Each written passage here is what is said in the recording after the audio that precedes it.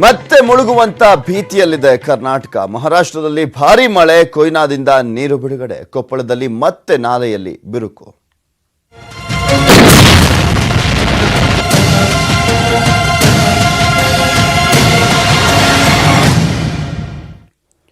ರಾಜ್ಯದಲ್ಲಿ ಮತ್ತೆ ವರ್ಣನ ಆರ್ಭಟ ಶುರುವಾಗಿದೆ. ಕರಾವಳಿ, ಮಲೆನಾಡು ಸೇರಿದಂತೆ ರಾಜ್ಯದ ಹಲವು ಜಿಲ್ಲೆಗಳಲ್ಲಿ ಧಾರಾಕಾರ ಮಳೆ ಸುರಿತಾ ಇದ್ದು ಜನಜೀವನ ಅಸ್ತವ್ಯಸ್ತವಾಗಿದೆ.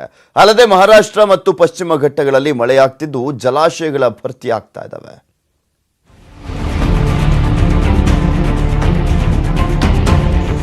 ಕೆಲ ದಿನಗಳಿಂದ ಚಿಕ್ಕಮಗಳೂರಲ್ಲಿ ಬಿಡುವು ಕೊಟ್ಟಿದ್ದ ಮಳೆರಾಯ ಮತ್ತೆ ಅಬ್ಬರಿಸೋಕೆ ಶುರು ಮಾಡಿದ್ದಾನೆ. ಮೂಡಿಗೆರೆ ತಾಲೂಕಿನ ಬೈರಾಪುರ, ಕೊಟ್ಟಿಗೆಹಾರ, ದಾರದಹಳ್ಳಿಯಲ್ಲಿ ಭಾರೀ ಮಳೆಯಾಗ್ತಾ ಇದೆ. ಕಳೆದ ತಿಂಗಳು ಮಳೆಯಿಂದ ತತ್ತರಿಸಿದ್ದ ಜನರಿಗೆ ಮತ್ತೆ ಆತಂಕ ಹೆಚ್ಚಾಗ್ತಾ ಇದೆ.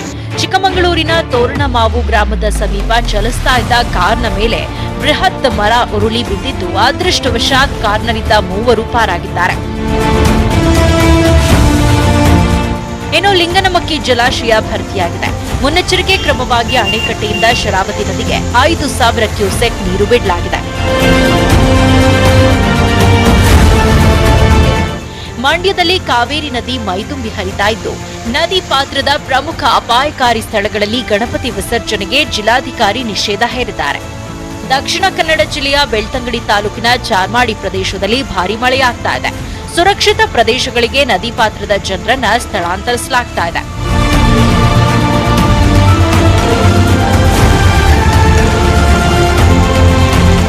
ಉತ್ತರ ಕರ್ನಾಟಕದ ಕಡೆ ನೋಡೋದಾದ್ರೆ ಮಹಾರಾಷ್ಟ್ರದ ಘಟ್ಟ ಪ್ರದೇಶದಲ್ಲಿ ಮತ್ತೆ ಮಳೆಯಾಗ್ತಾ ಇರೋದ್ರಿಂದ ಬೆಳಗಾವಿ, ಬಾಗಲಕೋಟೆ, ರಾಯಚೂರು ಜಿಲ್ಲೆಗಳ ಜನರಲ್ಲಿ ಢವಢವ ಶುರುವಾಗಿದೆ. ಕೊಯ್ನಾ ಜಲಾಶಯದಿಂದ 30,000 ಕ್ಯೂಸೆಕ್ ನೀರು ಬಿಡುಗಡೆಯಾಗಿದೆ. ಬೆಳಗಾವಿಯ ಚಿಕ್ಕೋಡಿ ತಾಲೂಕಿನ ಕಲ್ಲೋಳ, ಯಡೂರ ಕೆಳಹಂತದ ಸಂಪರ್ಕ ಸೇತುವೆ ಮುಳುಗಡೆಯಾಗಿದೆ. ಬಸವಸಾಗರ ಜಲಾಶಯದಿಂದ ಕೃಷ್ಣಾ ನದಿಗೆ 19,000 ಕ್ಯೂಸೆಕ್ ನೀರು ಬಿಡಲಾಗಿದೆ. ಹೀಗಾಗಿ ರಾಯಚೂರು ಜಿಲ್ಲೆಯ ನದಿ ತೀರದ ಜನರಲ್ಲಿ ಆತಂಕ ಶುರುವಾಗಿದೆ. ಸಿಲಿಕಾನ್ ಸಿಟಿಯ ಹಲವೆಡೆ ನಿನ್ನೆ ಸಂಜೆ ಮಳೆಯಾಗಿ ವಾಹನ ಸವಾರರು ಕೆಲ ಕಾಲ ಪರದಾಡುವಂತಾಯಿತು. Bureau report, news 18 Kannada. Koppal ಜಿಲ್ಲೆ ಕಾರಟಗಿ ತಾಲೂಕು ಸೋಮನಾಳ ಬಳಿ ಮತ್ತೆ ಕಾಲುವೆಗೆ ರಂಧ್ರ ಬಿದ್ದಿದೆ. ಈ ಹಿಂದೆ ತುಂಗಭದ್ರಾ ಎಡದಂಡೆ ಕಾಲುವೆಗೆ ರಂಧ್ರ ಬಿದ್ದಿತ್ತು. ಕಳೆದ 1 ತಿಂಗಳಿನಲ್ಲಿ ಮತ್ತೆ 2ನೇ ಬಾರಿಗೆ ಕಾಲುವೆಗೆ ರಂಧ್ರ ಬಿದ್ದಿದೆ. ಸ್ಥಳಕ್ಕೆ ಆಗಮಿಸಿದಂತ ರೈತರ ಜಲಸಂಪನ್ಮೂಲ ಇಲಾಖೆ ಅಧಿಕಾರಿಗಳ ವಿರುದ್ಧ ಆಕ್ರೋಶವನ್ನು ವ್ಯಕ್ತಪಡಿಸಿದ್ರು. ಇತ್ತೀಚೆಗಷ್ಟೇ ಮುನ್ರಾಬಾದ್ ಬಳಿ ಎಡದಂಡೆಯಲ್ಲಿ ಬೋಂಗಾ ಬಿದ್ದು ಮನೆಗಳಿಗೆ ನೀರು ನುಗ್ಗಿತ್ತು. ಎಡದಂಡೆ ಮೇಲ್ಮಟ್ಟ ಗೇಟ್ ಡ್ಯಾಮೇಜ್ ಆಗಿ ಪಂಪಾವನ ಕೂಡ ಜಲಾವೃತಗೊಂಡಿತ್ತು.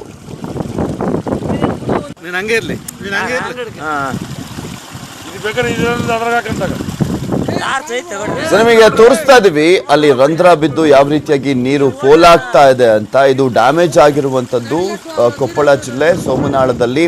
ಆಲ್ರೆಡಿ ತುಂಗಭದ್ರಾ ಜಲಾಶಯದಲ್ಲಿ ಅಲ್ಲಿದ್ದಂತ ಡ್ಯಾಮ್ನಲ್ಲಿ ಒಂದು ಗೇಟ್ ಡ್ಯಾಮೇಜ್ ಆದಂತ ಸಂದರ್ಭದಲ್ಲಿ ಅಲ್ಲಿ ಸುತ್ತಮುತ್ತಲಿನ ಊರುಗಳೆಲ್ಲವೂ ಕೂಡ ಮುಳುಗಡೆ ಆಗೋಗ್ಬಿಟ್ಟಿದ್ವು.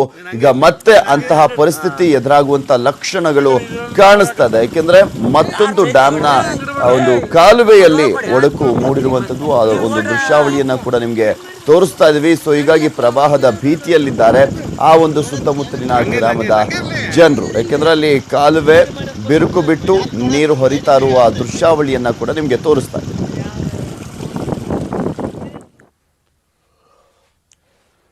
ಮಹಾರಾಷ್ಟ್ರ ಸಿಎಂ ದೇವೇಂದ್ರ ಫಡ್ನವೀಸ್ ಜೊತೆ ಇಂದು ಸಿಎಂ ಯಡಿಯೂರಪ್ಪ ಭೇಟಿ ಮಾಡಿ ಚರ್ಚೆಯನ್ನ ನಡೆಸಲಿದ್ದಾರೆ. ಮಹಾರಾಷ್ಟ್ರದ ಕೊಯ್ನಾ ಜಲಾಶಯದಿಂದ ಭಾರೀ ಪ್ರಮಾಣದಲ್ಲಿ ನೀರು ಬಿಟ್ಟಿದ್ದರಿಂದ ಕರ್ನಾಟಕ ಪ್ರವಾಹ ಪರಿಸ್ಥಿತಿ ಎದುರಿಸಬೇಕಾಯಿತು. ಕೇಂದ್ರ ಸರ್ಕಾರ ಇನ್ನೂ ಕೂಡ ಪರಿಹಾರ ಮೊತ್ತವನ್ನ ಬಿಡುಗಡೆ ಮಾಡಿಲ್ಲ. ಕೇಂದ್ರದ ಮೇಲೆ ಜಂಟಿಯಾಗಿ ಒತ್ತಡ ಹೇರುವಂತ ಉದ್ದೇಶದಿಂದ ಸಿಎಂ ಯಡಿಯೂರಪ್ಪ ಫಡ್ನವೀಸ್ ಭೇಟಿ ಮಾಡ್ತಿದ್ದಾರೆ ಅಂತ ಹೇಳಲಾಗ್ತಾ ಇದೆ.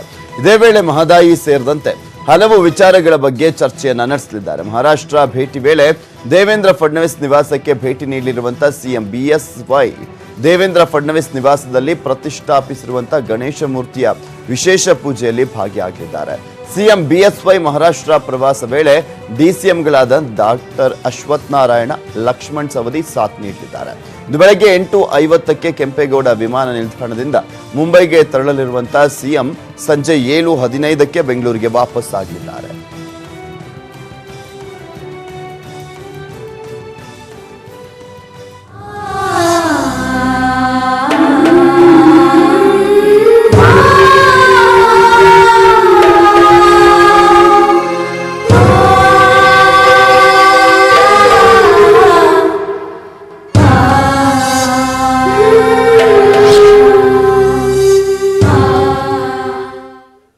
ಮಲಪ್ರಭಾ ನದಿಯ ಪ್ರವಾಹಕ್ಕೆ ತುತ್ತಾಗಿ ಬದುಕು ಕಳೆದ